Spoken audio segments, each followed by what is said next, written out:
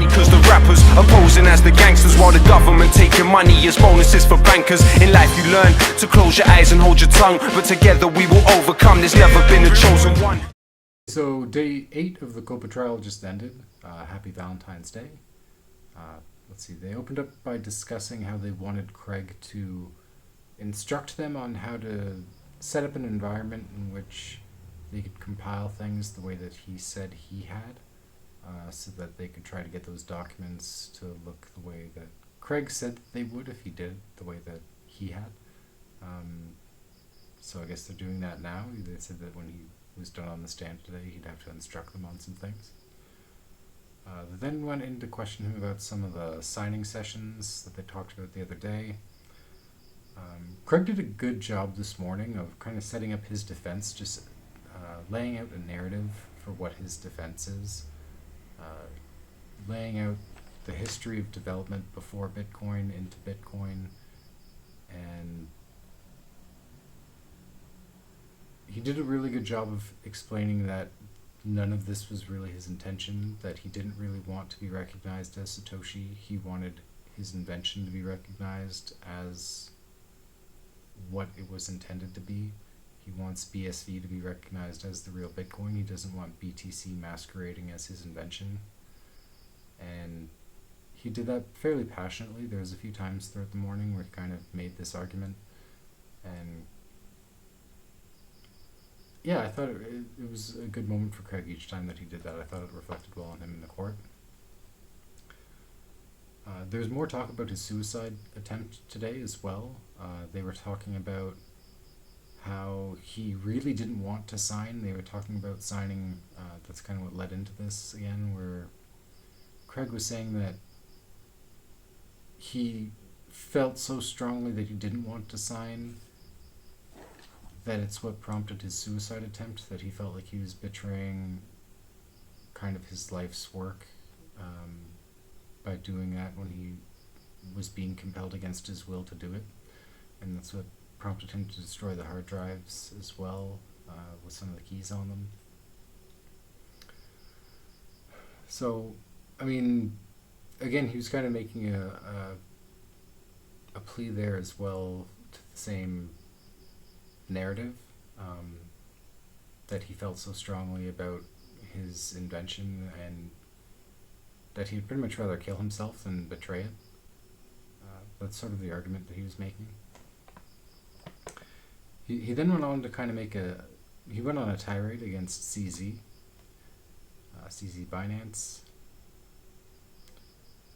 saying that he had just today been charged with terrorism financing charges, talking about how he outed him years ago as being involved in money laundering for child trafficking and terrorism. He called out a particular BTC core dev for creating a mixer that facilitated the money laundering for these organizations, that he could do that. Right before lunch, COPA's lawyer started questioning him about Calvin Ayre tweets, like the tweet that Calvin Ayre put out about just speculating what BSV price would be leading up to the COPA trial, which I didn't really think was relevant, asking him about certain email exchanges between him and Calvin Ayre. They have some sort of business relationship, so I guess there's some relevance there, but some of these questions didn't seem relevant. They went on lunch. They came back from lunch and asked Craig more about things that he'd said in the David Kleinman trial. Early after the break, Craig asked for an indulgence and then went on a speech, or went on a rant, where he pretty much said that he really never wanted to be Satoshi. He kind of reiterated this point again, saying that he wanted his invention to be recognized. He didn't want to be recognized. He was asked if he would continue to claim that he's Satoshi if he lost this court case. He said that he would, because it's the truth, and that he'd continue to speak the truth. He asked what he would do if he lost the court case, and he said that he would pursue patent litigation against BTC Core because Taproot violates 3 of his patents, and he would pursue patent litigation against them in order to try to shut down BTC. So he's making sort of a He's threatening them with legal action if he doesn't win this.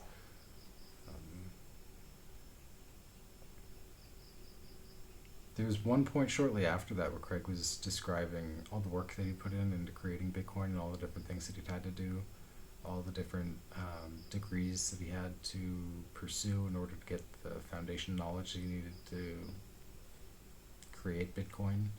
And when he was doing that, it seemed like it was making the COPA lawyer uncomfortable.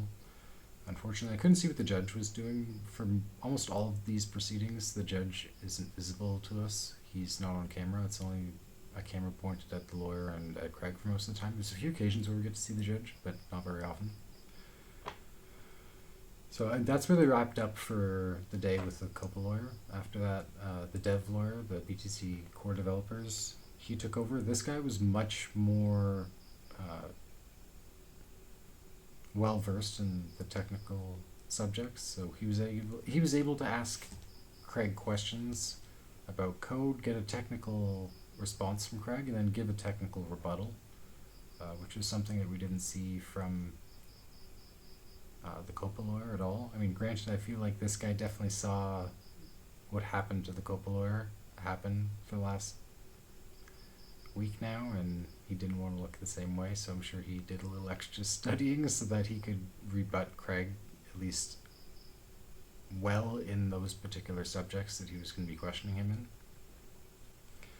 So he was definitely a little more impressive to see questioning Craig. He also got a couple gotcha moments out of Craig that we didn't really. There wasn't really a big gotcha moment from the COPA lawyer's cross-examination of Craig, but there was a few within like an hour or two of this guy crossing Craig, so it was a big difference. Let me just go through here. He was kind of asking very specific questions about early code in Bitcoin and very specific lines of code that would probably be hard for anyone who writes code to remember a very specific part of code. And then I could tell right away he was trying to pry for specific answers, and then if they couldn't be provided, he was going to be like, oh, well, Satoshi, you should have known this. And that's pretty much the angle they played for most of the day. But there was one thing where we were talking about an unsigned integer, and my stream was cutting in and out at this point, so I sort of missed what the questioning that led up to that was, but Craig couldn't provide an answer. And it really didn't look good on Craig. Craig looked very weak on the stand at this point, probably the weakest I'd seen him on the stand so far when he was trying to answer this. He was kind of just grasping for words, but it kind of really seemed like the answer was on the tip of his tongue and he couldn't just find the words to put it in, which, I mean, he said a lot of times he's better with code than with words, so I might give him a pass on that one, but it didn't look good. There was something else, though, it was a bigger gotcha moment that really did look good, where he was asking Craig about a particular altcode that was turned off on BTC that Craig had criticized them for having turned off, and then had Craig reiterate that fact, like emphasize again why he thought that shouldn't be turned off. And then he kind of baited Craig into that, and then Craig gave an answer explaining why it shouldn't be turned off, and he's like, oh, well, I mean, we checked this morning, it's off on BSV.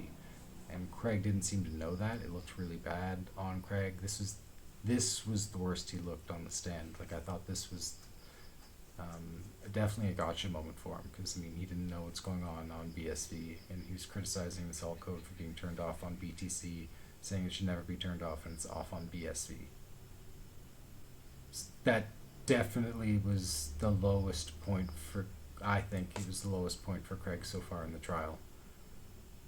Because it was a big gotcha moment. I thought there was going to be another one too. I thought there was going to be a second gotcha moment because they were talking about his electric bill, and when they brought it up, I'm like, I wonder if they're going to have it handy, like, we actually have your electric bill right here, and they did that. That's exactly what happened, but it was for his wife's portion of the electric at the residence, which didn't include the 3-phase electric that was set up to run his equipment.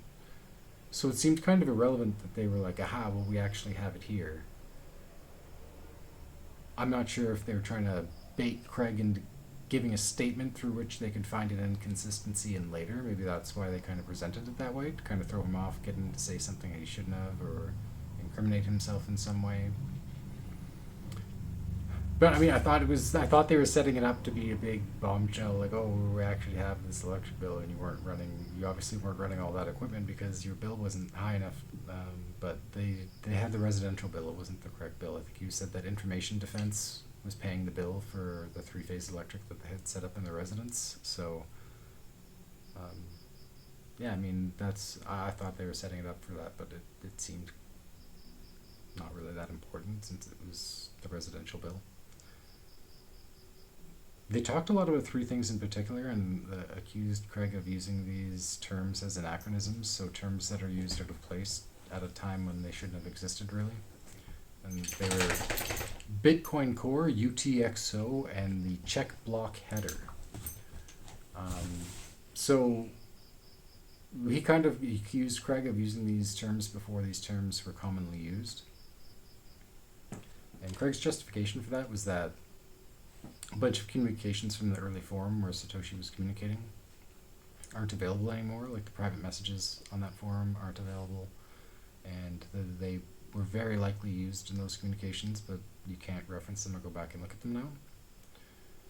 And he was also saying that there was a lot of things that he was working on in the early days but not talking to people about, like his development was pretty much ahead of where he was in discussing certain things with people. And if you believe his narrative about like starting from BlackNet and progressing into creating Bitcoin for the sake of then creating MetaNet, which is really Craig's argument or defense for himself.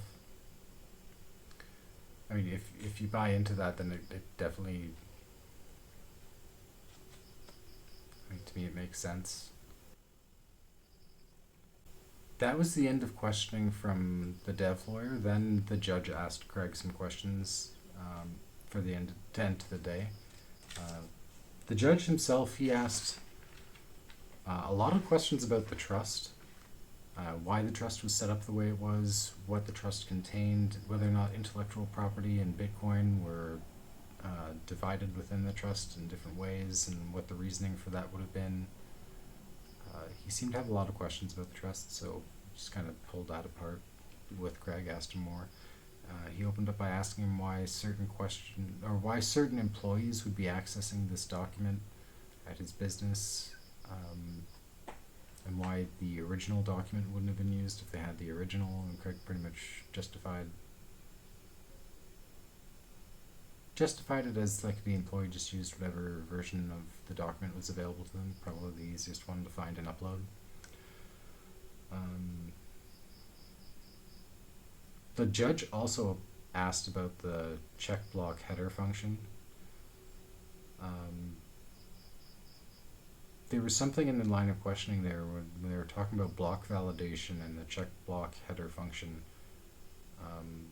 There are three separate functions that they were kind of presenting as separate functions, but Craig was making the argument that they're not truly separate, that they're all sort of part of one function, and that although there's three different parts, they're performed as one function together, not as separate processes, but three different parts of one process. I guess I'm probably not using the terminology properly because I don't code.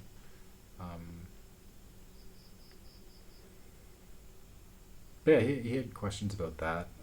Then I thought it was an odd comment that Craig made at the end, that this was the least stressful trial that Craig had before this judge. I'm not sure if he's had a trial before this judge before. I think he may have just been making a funny comment like this is the only trial and it's been the least stressful.